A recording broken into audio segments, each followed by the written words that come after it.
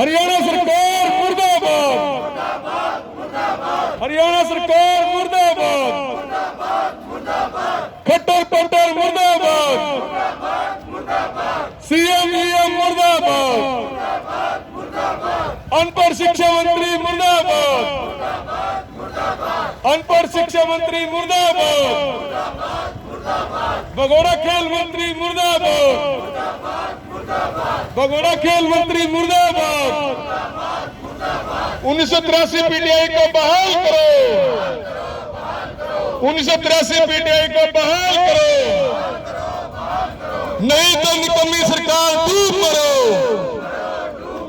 नहीं तो निकम्मी सरकार डूब मरो। रोजी रोटी छीने दो, रोजी रोटी छीने दो, जो सरकार निकम्मी है, जो सरकार निकम्मी है। रोजी रोटी छीने जो वो सरकार निकम्मी है, जो सरकार निकम्मी है वो सरकार बदलनी है। कुरुक्षेत्र के लघु सचिवालय के सामने पिछले 52 दिनों से 1983 बर्खास्त पीटीआई धरना दे रहे हैं। भूपेंद्र सिंह हुड्डा के शासनकाल में हुई इन 1983 पीटीआई की नियुक्ति को सुप्रीम कोर्ट ने रद्द कर दिया है। इसी के साथ सुप्रीम कोर्ट ने हाई कोर्ट के फैसले को सही ठहराते हुए कहा कि 2010 में नियुक्ति निर्धारित नियमों के तहत नहीं हुई थी, इसलिए नए सिरे से भर्ती की प्रक्रिया शुरू की जाए। ऐसे में 10 साल बाद अपनी नौकरी खो देने वाले पीटीआई का कहना है कि उनके साथ नाइंसाफी हुई है। इनकी मांग है कि इन्हें इनकी नौकरी वापस मिले। सर, ये पूरा संघर्ष कहाँ से शुरू हुआ? ये पूरी कहानी क्या है? 1983 क्या है? 2006 में 1983 पोस्ट निकाली गई थी पीटीआई टीचर्स की। उसमें और भी कैटेगरी वाइज पोस्टर निकाली गई थी। ड्राइंग टीचर की थी, संस्कृत की थी, पंजाबी टीचर की थी, हिंदी की थी। कैटेगरी वाइज निकाली गई थी। हमारी कैटेगरी नंबर 23 थी, जिसमें कि 1983 वैकेंसी थी। उसके बाद 2 बार सरकार ने पेपर कंडक्ट किया, लेकिन किन्हीं कारणों से पेपर जो एग्ज़ाम है वो सफल नहीं हो पाया।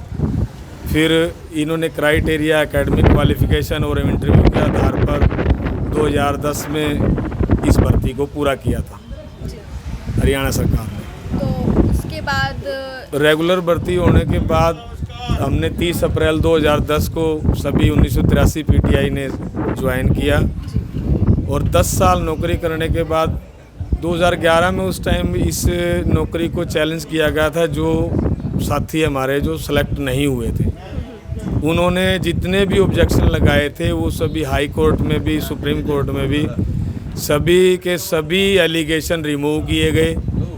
लेकिन अब आकर के सुप्रीम कोर्ट में षड्यंत्र के तहत जब माननीय सर्वोच्च न्यायालय ने इनसे, सरकार से वैकेंसी मांगी भी, आपके पास वैकेंसी हैं, तो इन्होंने झूठे तथ्य पेश करके ये कह के हमारा मतलब साथ नहीं दिया, हमारी पैरवी नहीं कीजिए, हमारे पास कोई वैकेंसी नहीं है।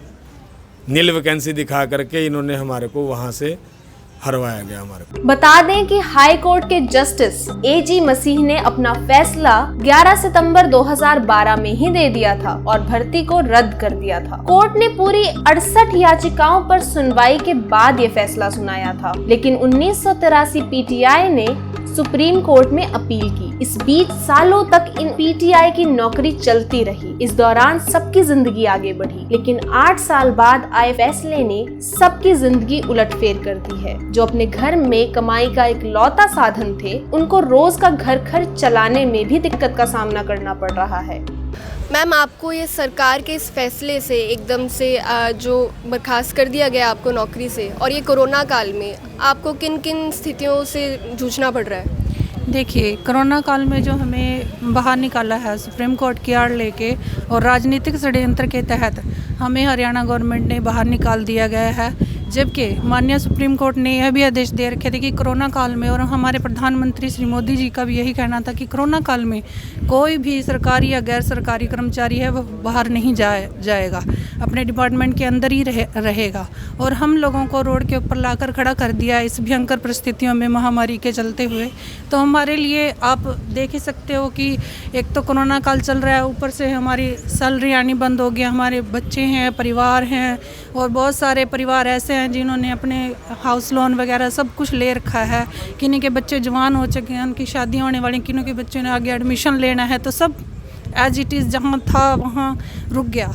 तो ये एक बहुत बड़ी समस्या हमारे बीच उत्पन्न हो चुकी है। और बहुत, अगर आप कंटिन्यू यहाँ आते हो तो बहुत सारी बहनें हैं, बहुत सारे भाई ऐसे हैं जो बोल नहीं सकते, आंखों में उनके आंसू रहता है, मेरे बच्चे का एडमिशन होना था, इस वजह से मेरे पास इनकम का कोई और सोर्स भी नहीं है। तो सब बाहर बैठे हैं रोड पे, और कंटिन्यू आज 52 दिन हो चुके हैं इस धरने को। तो ये सरकार ने एक षड्यंत्र के तहत हमें बाहर किया गया है। तो मैं सरकार से फिर से, आज 52 दिन हो चुके हैं, सभी संगठनों ने हमारा साथ देने का ऐलान भी सारा हरियाणा कर चुका है, सारे संगठन हमारे साथ जुड़ चुके हैं। तो मैं यही आपके चैनल के माध्यम से कहना चाहूँगी हरियाणा सरकार से कि हम लोगों को फिर से वापस लिया जाए। और हम आज इस ऐसी स्थिति में आ चुके हैं कि नाम आगे के रहे और नाम पीछे के। मोस्टली 40 की एज क्रॉस हो चुकी है। और एक हमारे सर यहाँ भी हैं कुरुक्षेत्र से, रणधीर जी, उनके तो अभी 11 मंथ ही बाकी हैं रिटायरमेंट में। तो एक दुख भरी एक ये इतिहास में ऐसा दुर्भाग्यपूर्ण, ये तो सुप्रीम कोर्ट के माननीय जज साहब ने भी ये बात कही है कि एक दुर्भाग्यपूर्ण फैसला है मेरी लाइफ के अंदर, जब मुझे ये लिखना पड़ रहा है। हाँ जी। अप्रैल 2010 में हुई भर्ती के बाद जून 2020 में इन पीटीआई शिक्षकों को नौकरी से बर्खास्त कर दिया गया। इन 10 सालों में उन्होंने सरकारी स्कूल में अनेकों बच्चों को खेलों के लिए तैयार किया।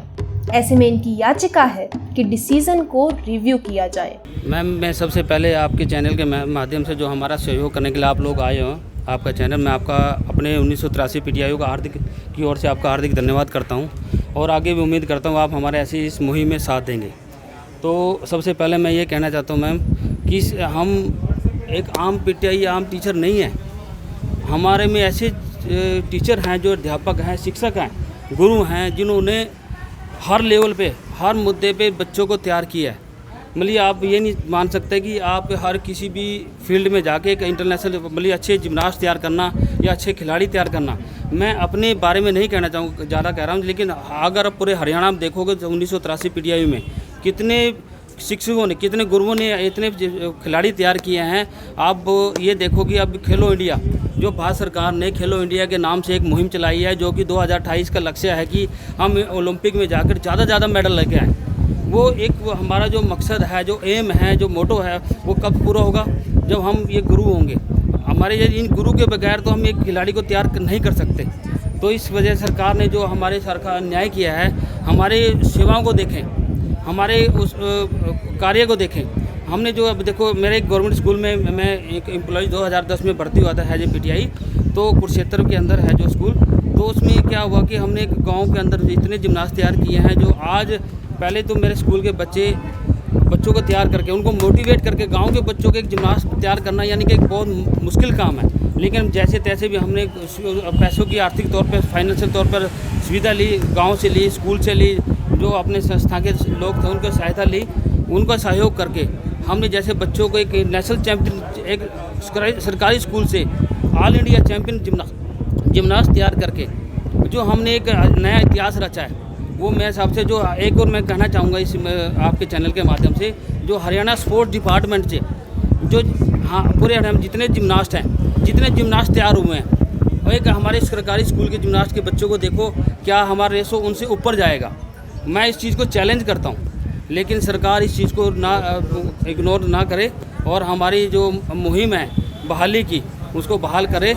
जो स्टाफ सिलेक्शन कमीशन है हरियाणा का, उसके सिलेक्शन करके इंटरव्यू देकर वो सारी मतलब जितनी भी रिक्वायरमेंट है, फॉर्मेलिटीज़ पूरी करके हम यहाँ पर 2010 में भर्ती हुए थे, ना कि अब अपनी मर्जी से आए हैं। सरकार से ये रिक्वेस्ट है कि हम गलत, हमारे में कोई भी 1983 पीटीआई में जो भी कोई भी पीटीआई गलत नहीं है, और 4 बार वेरिफिकेशन हो चुकी है, और जो कि साफ़ सुथरे तरीके से, ये सिर्फ राजनीतिकरण होने की वजह से हमारे पास एक तलवार लटकी हुई है। और सरकार से ये रिक्वेस्ट है कि वो इस राजनीतिकरण का हवाला ना देकर और सुप्रीम कोर्ट के न्याय मतलब जो न्याय दिया है उसका हवाला न देकर हमें बहाल करे, ताकि ये 1983 घरों में जो आटे की टंकी में 2 महीने से आटा ख़त्म हो गया है, जो कि एक बहुत ही मुश्किल काम है, सरकार नहीं सोच सकती है। जिसके बच्चे होते हैं, जिसके ऊपर गुजरती है, वही एम्प्लॉइज़, वही अब यानी कोई भी आम आदमी वही जान सकता है क्या बीत रही है उसके साथ। तो यही रिक्वेस्ट है कि प्लीज़ हाथ जोड़कर हरियाणा सरकार से कि हमारी बहाली जल्दी करे, ना कि कोई राजनीतिकरण करे।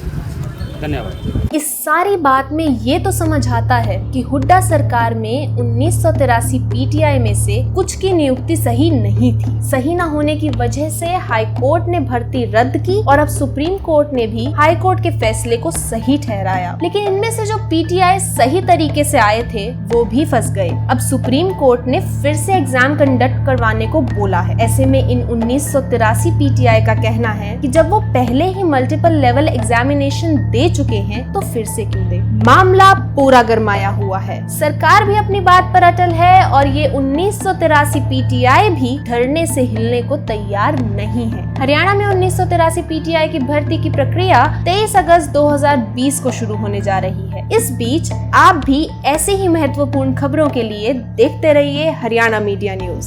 धन्यवाद।